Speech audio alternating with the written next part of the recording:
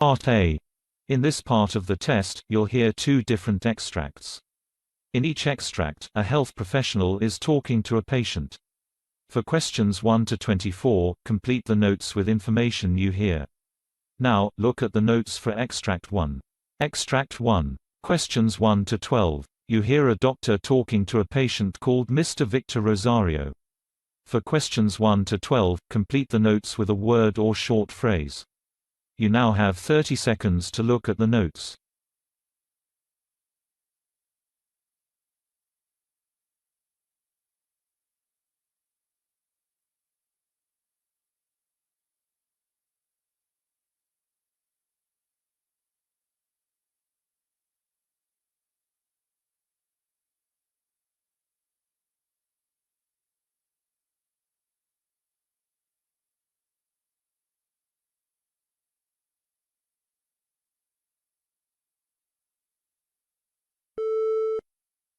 Hello, Doctor. Good morning. Good morning. May I know your problem? Well, I'm getting frequent nausea and vomiting with an aspiration pneumonia and abdominal discomfort. I had an endoscopy which revealed a small ulcer after dropping my hematocrit. Now I feel anemic. I had a CT scan last week that showed pneumatosis and my cecum worrisome for ischemic colitis, bilateral hydronephrosis and multiple liver lesions. Yesterday, I had multiple bowel movements and passing flatus, and had epigastric pain. Okay, what's your age? 67, Doctor. Do you smoke or drink? I have a chronic alcohol use, but I've stopped smoking long back. Tell me your past medical history.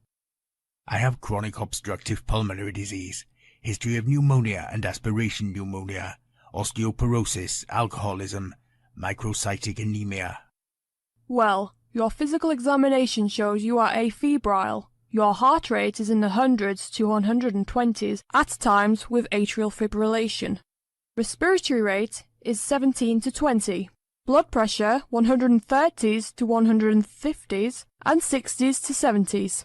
Your abdomen is distended with tenderness mainly in the upper abdomen but very difficult to localize.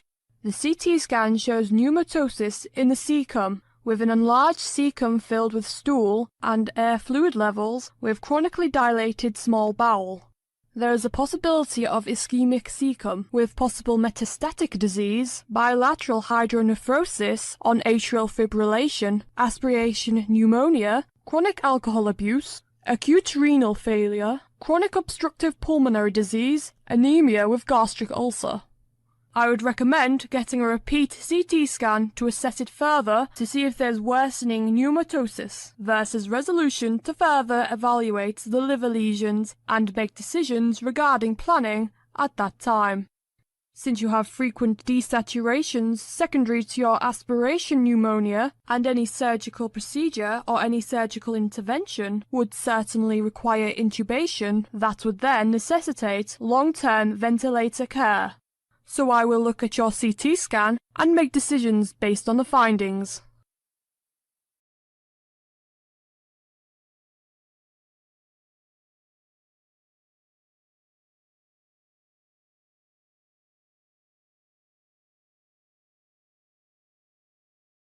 Extract 2. Questions 13 to 24.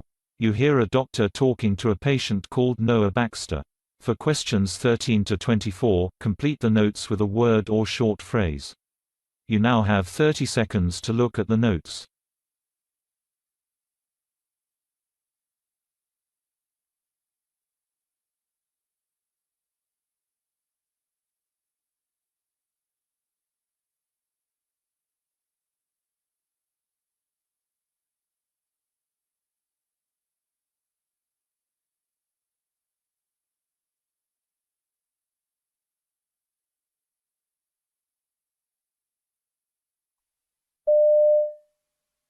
Hello, doctor. Good morning.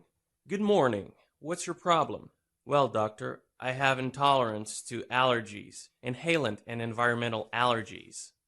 Okay, do you get any kind of reactions like an itchy rash, throat or tongue swelling, shortness of breath, vomiting, lightheadedness, and low blood pressure? Clinically, these symptoms show the presence of anaphylaxis.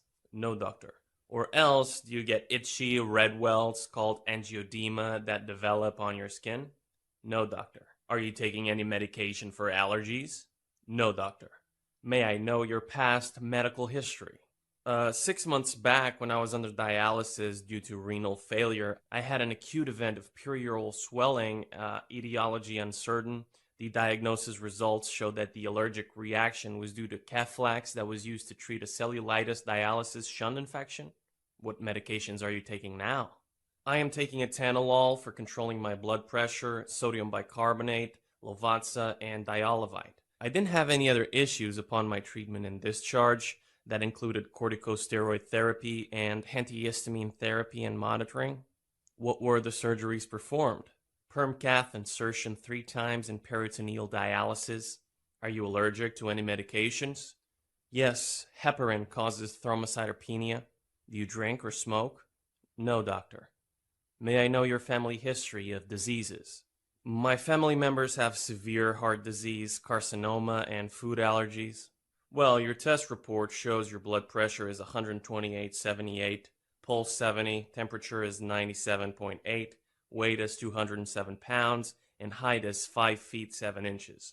I suspect you have developed acute anaphylaxis. I would suggest you to go for a radioallergosorbent test, a blood test using radioimmunoassay test to investigate specific IgE antibodies to determine the substances the subject is allergic to.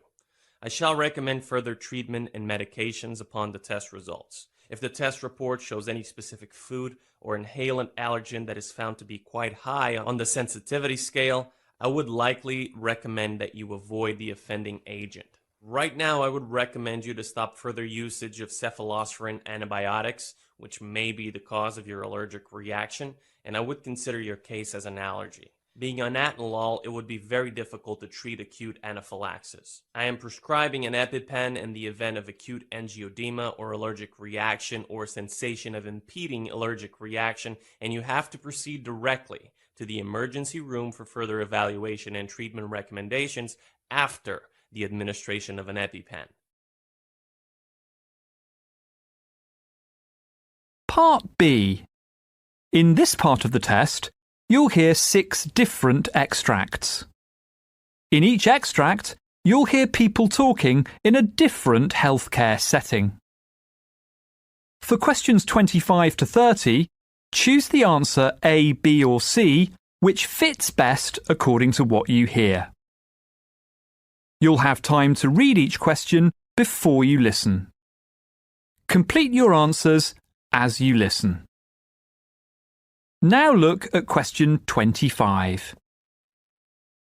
You hear a consultant talking to a woman whose father has just been admitted to hospital. Now read the question.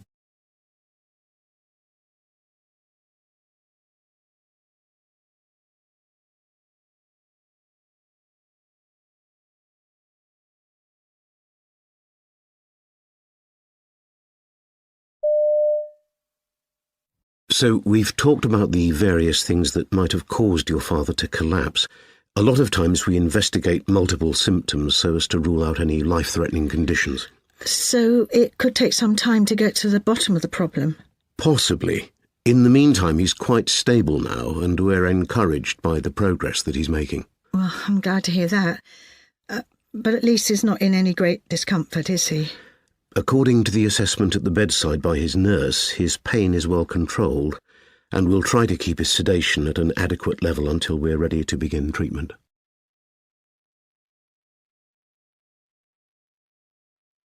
Question 26. You hear a trainee nurse receiving feedback from her tutor about the ward round she's just completed. Now read the question.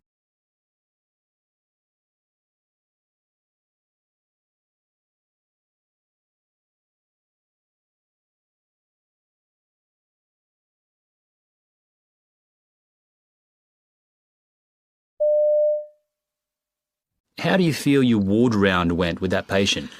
Oh, I really should have told him what I was about to do, rather than just rolling up his sleeve to take his blood pressure. Yeah, it would have been preferable, but at least you realise. Thanks. I think you did your observations really well, though. You checked the patient's details are correct, you put the date in, you timed it correctly, you observed that all your parameters are within normal range, and you did the respiratory rate while you were doing your manual pulse. Yes, the pulse was quite strong and regular. And you could have passed that on to reassure the patient too. But you look back at the previous observations, put your signature at the bottom. That's all good. Thanks, okay.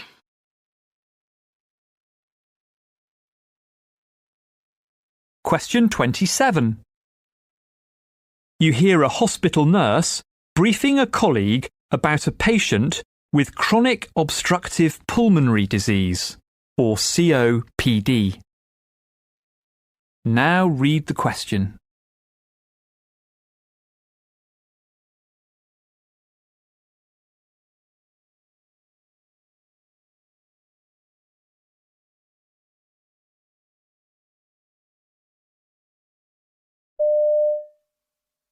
So who's next? The patient in bed 12, she had a fall at home about a month ago, but she's otherwise independent with her day-to-day activities. Her falls risk is high given her recent history. She's been assessed by the physio, and she's on a rollator frame to ambulate. Her skin integrity is intact, and she's responded well to all treatment. Good. She's on a normal diet. The observations were last done at 6 a.m., and they were stable. Her medications are IV tazocin due at 2 p.m. and prednisone next due at 8 a.m. tomorrow. Okay. You need to check with the doctors today whether she'll continue with the IV antibiotics and whether the cannula can be removed. At this stage, they're aiming for discharge in a couple of days' time, pending discharge from the physio and also ceasing IV antibiotics. Okay, thanks.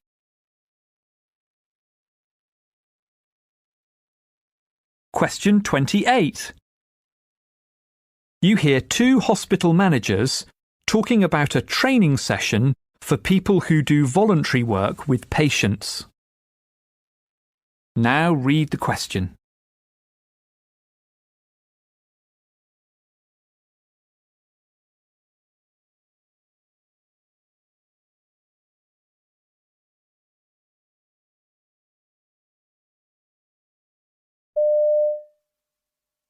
So how do you think the volunteer training course went?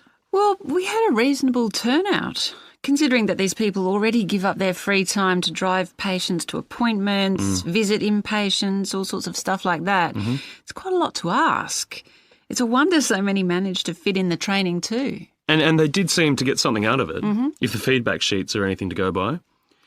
From my point of view, though, I just wasn't sure whether it went into issues like customer care, confidentiality, that kind of thing, you know, in enough depth. Well, that's something we can always look into before we roll out any more. Well, I think we should.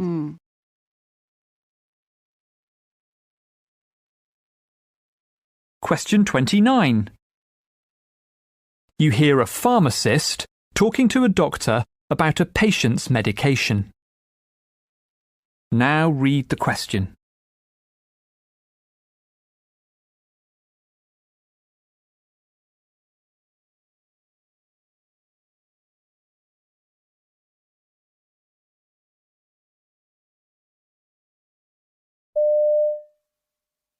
Sorry to bother you, Dr. Baker. I just wanted a quick word about Mrs. Milton's prescription, the one for anti-inflammatories that you gave her after last week's consultation. Oh, yes, for her osteoarthritis. Yes, so she's been on them for a week now, 500 milligrams twice daily. The thing is, she's just been into the pharmacy complaining of a headache ever since she started the medication. Really? Well, that does happen in some patients, but maybe switching her onto a different anti-inflammatory wouldn't be a bad idea. OK, I'll look into some options and then run them past you later, shall I? Fine, thanks.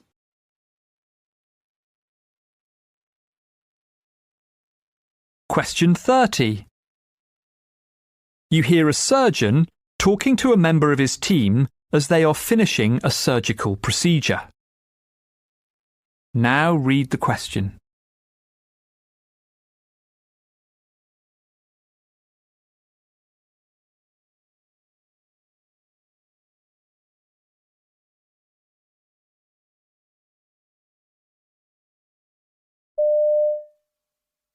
Good, there's no more bleeding. The procedure's finished. Can we just do the sign-out? How much contrast did we use? That was 120 mils of Omnipaque, and we did reach a high dose, so I'll have to fill out a high-dose form. I'll do that afterwards.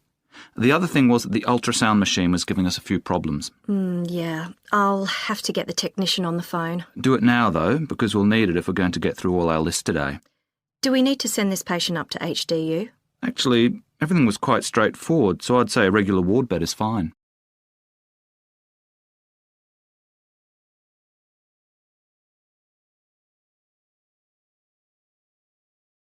Part C. In this part of the test, you'll hear two different extracts. In each extract, you'll hear health professionals talking about aspects of their work. For questions 31 to 42, choose the answer A, B or C, which fits best according to what you hear. Complete your answers as you listen. Now look at Extract 1. Extract 1, questions 31 to 36. You hear an interview with Dr. Bob Dean, who's talking about a trial he conducted to assess different ways of treating the condition known as tennis elbow.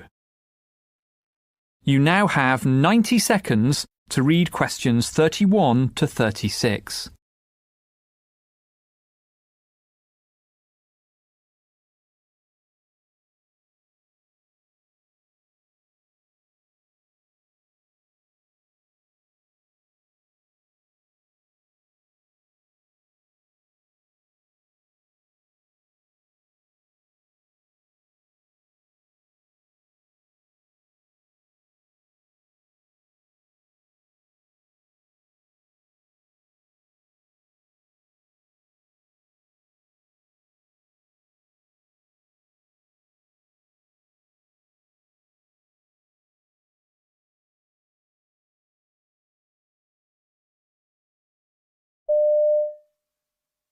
The condition, commonly called tennis elbow, is a painful condition of the tendons which interferes with tasks involving gripping and manipulating objects.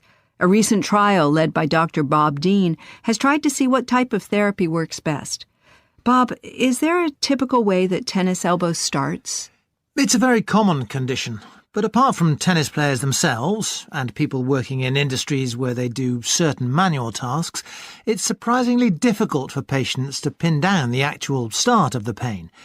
And even with those high-risk activities, it's generally something that comes on over a period of time. In tennis, it used to be said it was down to the player's grip or the type of racket they were using, but nobody's really researched that thoroughly. There are plenty of guidelines out there, but they're not evidence-based. When somebody has pain, then modifying their tools, whether that's a tennis racket or something at work, may well help, but that doesn't necessarily mean there's a causal link. So what was your approach in the trial you conducted? Well, we divided our patients into 3 groups. One group followed a physiotherapy program, another was asked to do nothing to see if the condition just went away by itself, the wait-and-see group we called them, and people in the third group were given steroid injections. The physiotherapy we used was a specific elbow manipulation. The therapist applies manual force to the elbow joint, and at the same time, the patient actually performs the kind of task that causes the pain. The aim is to apply the force in a way that relieves that particular pain. But just as important is the physical activity the therapy calls for, because in most tennis elbow patients, their muscle system's quite debilitated. And I understand that complete rest wasn't seen as an option? Instead, you described something called smart rest? Resting's an interesting thing. Immobilizing the arm in a sling is probably the worst thing anyone with tennis elbow can do. In fact, resting most musculoskeletal pain isn't good. What we advocate is something called smart rest, and what this means is being as lively, as dynamic as possible, but not hurting the elbow. An example is where patients avoid picking things up with their palm facing down, which is classic advice given to anyone with a condition. But patients do need the stimulus of movement to help rehabilitation.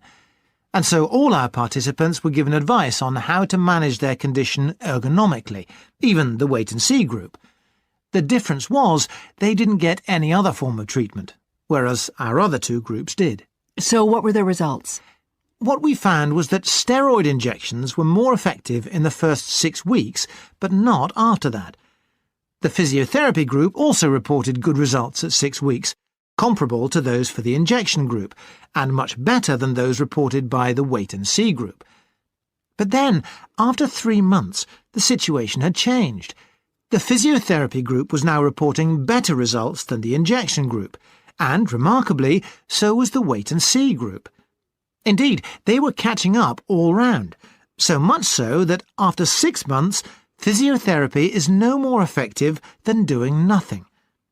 At 12 months, and what's fascinating is that we're the second study to show this, the recovery rate for people who do nothing was 70 to 80%. So what does all this mean for patients? What advice would you give them on the strength of this trial? I'd say, in the first instance, rest the elbow and see how it is in 3 months. If it hasn't resolved itself by then, they're probably one of those 20 to 30% who aren't going to get better. At that stage, I'd recommend they have some sensible physiotherapy. I don't think there's much evidence to support the use of steroid injections until a really good attempt's been made with the wait-and-see approach backed up by physiotherapy. But it's still worth trying at that stage because the alternative could be some quite drastic measures, even possibly surgery. I see. Now, it's quite common for people to think that if something's sore and swollen, they've got to take anti-inflammatories like ibuprofen. Are they right? Well, there have been various studies about this, and what they've found is that there's little evidence of inflammation in tennis elbow. So there's no reason to think that non-steroidal anti-inflammatory drugs are going to be very beneficial. So I suspect that just taking basic over-the-counter pain relief would be at least as successful as taking anti-inflammatory drugs, in the case of tennis elbow.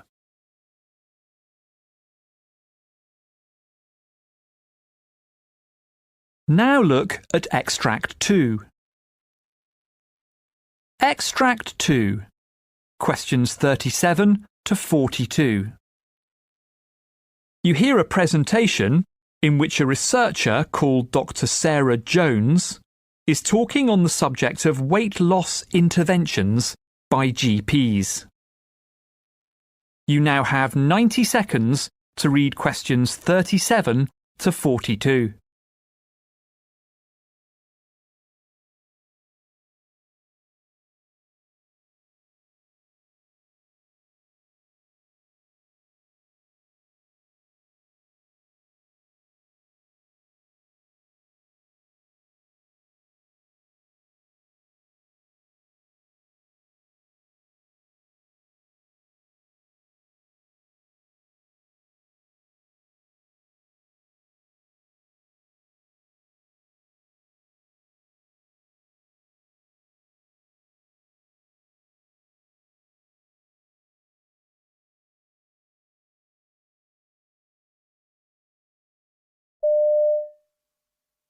My name's Dr. Sarah Jones. Today I'm going to be talking about brief interventions for weight loss.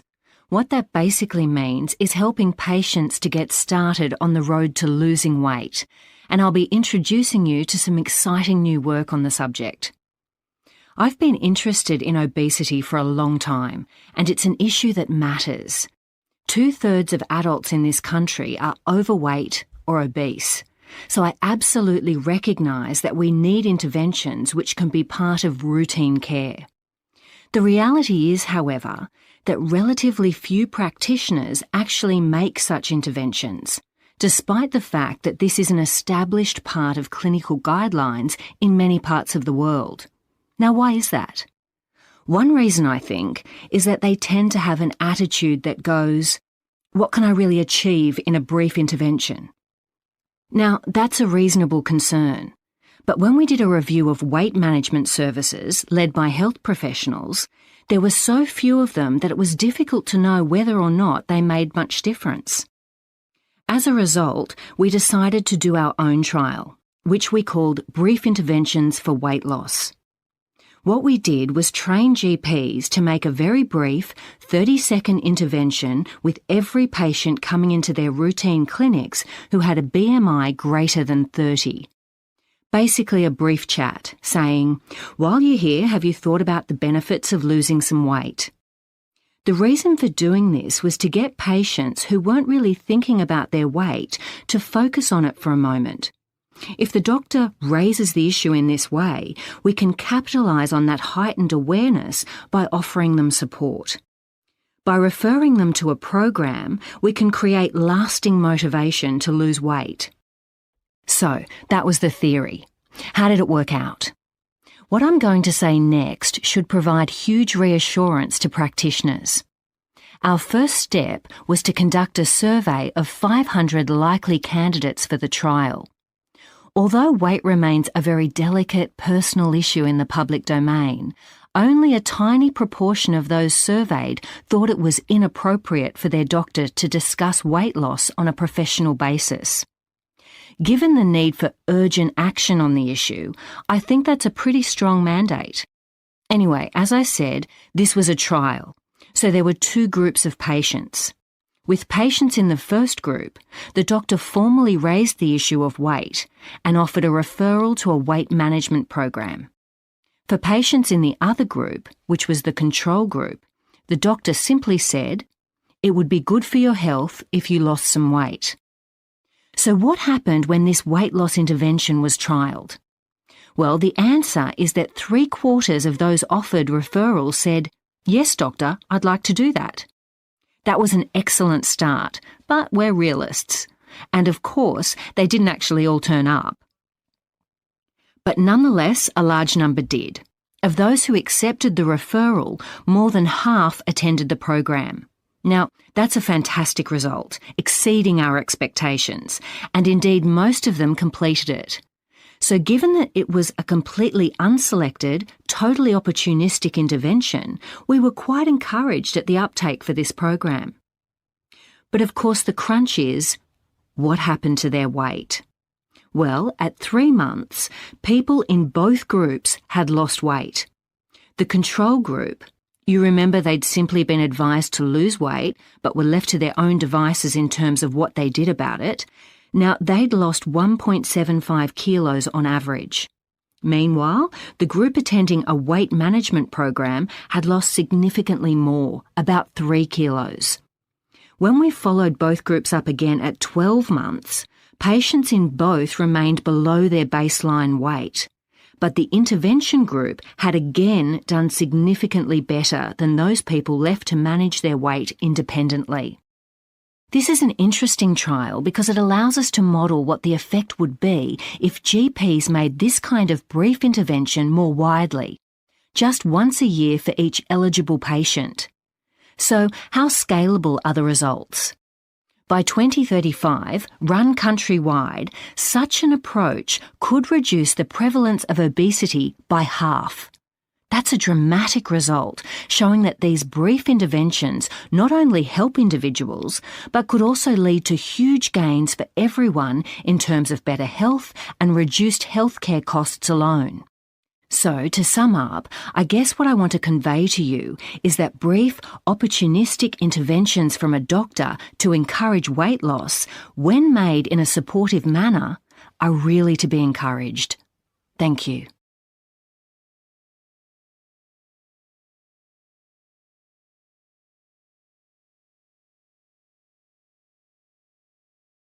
That is the end of Part C. You now have 2 minutes to check your answers.